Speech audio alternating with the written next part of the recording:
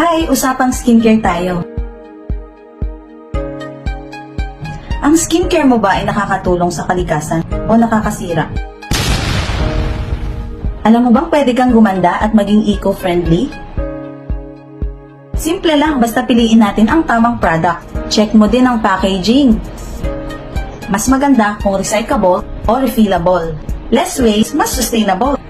At syempre, piliin ang cruelty-free na brands. No animal testing. Bawat chemical na ginagamit pwedeng makasama sa lupa at sa tubig at hindi lang sa balat mo. Alam mo ba na yung skincare na ginagamit mo pwedeng mapunta sa tubig na iniinom natin? Simple lang pero malaki ang epekto. Kaya kung hindi tayo mag-iingat ngayon, hindi lang ang ating balat ang magdurusa, kundi pati ang kinabukasan ng ating mundo. Mas masarap gamitin kung alam mong mas mabuti para sa lahat. Let's care for our skin. Glow na, eco-friendly pa.